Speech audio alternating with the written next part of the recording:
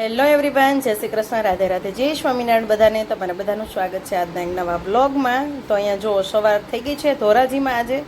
તો સવારમાં અમે અહીંયા કામ ઉપાડ્યું છે આજે ઘઉંનું. તો ઘઉંની આ પેટીઓ છે ને, જો એમાં જૂના ઘઉં ભર્યા છે. તો મમ્મીએ સાફ કરીને બાર બાચકાને એવું રાખ્યું હતું, કેમ કે અમારે લઈ જવાના હતા. તો આજે અહીંયા જો એ ઘઉં બધા એક્સચેન્જ કરવાના, જૂના એમાંથી કાઢ્યા, એમાં નવા એવા ભરવાના છે.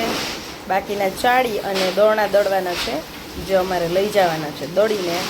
તો અહીંયા અમારું આજે ઘઉંનું અભિયાન ચાલુ કર્યું છે.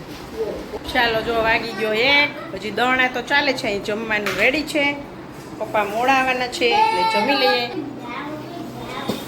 તો અહીંયા ભીંડાનું શાક છે, દૂધાનું શાક છે, દૂધા મહારાજ, અને રસ છે, મરચા છે, કાકડી છે. ચાલો ગાઈસ, જમીને ફ્રી થઈ ગયા, વાગ્યા છે 1:30 અને જોતા આવીએ. દોડાઈ છે ને ત્યાં ઘડીએ જવું પડે, પતી ગયું છે કે લોટા કરવા જવું પડે, એવું બધું કરવા જવું પડે.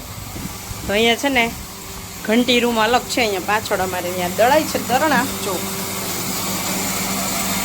આમાં છે ને લોટ અહીંયા આગો કરવા જવું પડે, આવી રીતે થોડીક વારે. અહીંયા છે ને દળાઈ જાય ને પછી સીધું પાણી નાખીને ધોવાઈ જાય. ખૂણામાં નળ છે, મમ્મી સૂર્ય કુકર નીચે લઈ આવ્યા લાગે છે, વાવાઝોડું હતું ને એટલે.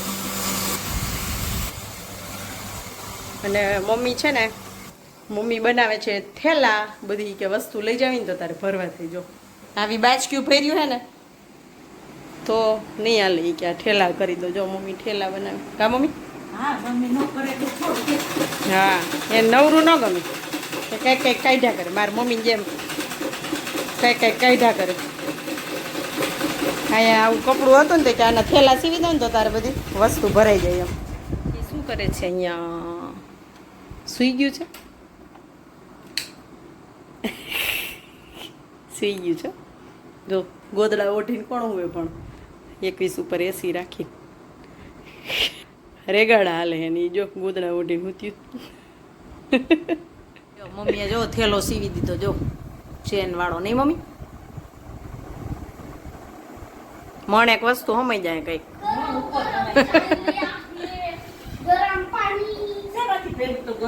જો ગોરામાંથી ભરી આવી હું ગરમ પાણી. મોટો બધો જમ્બો થેલો. મમ્મી કે બધું બેડમાં કંઈક રાખવો હોય તો રાખી દે ભરીને. બધું દળાઈને નવરા થયા અમે. વાગ્યા છે 5:45. જો દળાઈ ગયું છે આટલું ઘઉંનું, ભાખરીનું. અહીંયા છે ઢોકળાનું અને મમ્મીનું દોર્યું ભાખરીનું ને રોટલીનું બે. તો ચાલો, રાત્રે આપણે બનાવવાનું છે પંજાબી શાક. તો એની રેસીપી લઈ લઈએ. ચાલો જો આમાં માંડવીના દાણા અને તલ અને કાજુ નાખી દીધા છે બાફવા માટે. અહીંયા કાજુ ફ્રાય થાય છે. ગ્રેવી માટે જો ટમેટા અને ડુંગળી કટ કરી લીધા છે અને બાફવા નાખી દઈશું.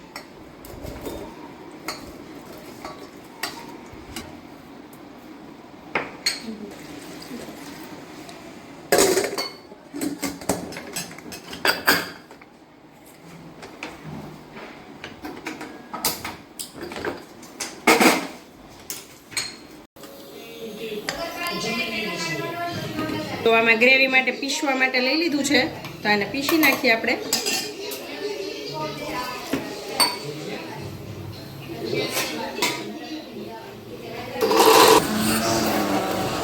કાંદા અને ટમેટે પણ વફાઈ ગયા હતા, એને પણ ક્રશ કરી દીધું.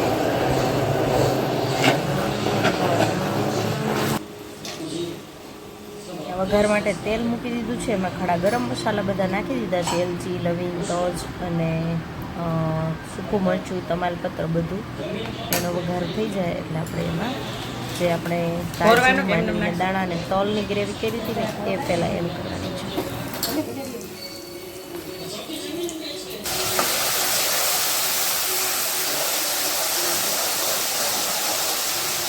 અહીંયા આપણે એડ કર્યો છે પંજાબી શાકનો મસાલો. તો એનાથી મસ્ત કલર આવી જશે અને ટેસ્ટ પણ સરસ આવશે. તો અહીંયા આપણે હવે તેલમાં ડાયરેક્ટ પહેલાં આપણે જે કાજુ, તલ અને માંડવીનો જે ગ્રેવી હતી ને એ એડ કરીશું. થોડી ચડવા દીધી પછી એમાં જો ગ્રેવી ડુંગળી ટમેટાની હતી ને એ પણ એડ કરી દીધી.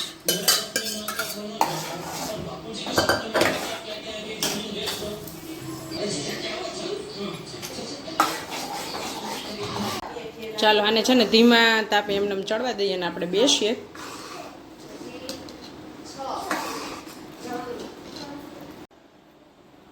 અહીંયા તેલ ગરમ મૂકી દીધું છે ઉપરથી પાછો સહેજ વઘાર કરવા માટે. તો અહીંયા મસ્ત એવો કલર આવી જાય શાકનો. જો જમીને ફ્રી થઈ ગયા અને ઘણીવાર બેઠા હતા. મહેમાન આવ્યા હતા તો બેઠા હતા. અને મહેમાન હોય એટલે બહુ ક્લિપ લેવાનો વારો ન આવે, કેમ કે રસોઈમાં એમાં હોય ને એટલે સોટલી થોડીક રેસીપીને વિડીયો લીધો હતો. તો એવું હતું કંઈક. તો માન્યાબેન છે અહીંયા છે ને, નાઇટ શૂટમાં આવી ગયા છે માન્યાબેન. સુઈ જશું. તો આજે તો છે ને થાકી ગયા છે, કેમ કે સવાર નામ છે. સવારે ઘઉંનું કર્યું, દળણા દૈડા બધા એ આવેલું. 5 સાડા 5 સુધી મહેમાન હતા તો રસોઈ હતી, એવું બધું હતું. તો આજે વહેલું સુઈ જવાનું છે. તો વિડીયોનો એન્ડ પણ આપણે અહીંયા જ કરી લેશું. તો મળશું એક નવા વિડીયો સાથે, નવા કન્ટેન્ટ સાથે. ત્યાં સુધી આવજો. Bye bye. જય શ્રી કૃષ્ણ બધાને. Good night. Bye bye Manu. Bye bye bye bye. Like share subscribe. Bye bye bye bye bye by.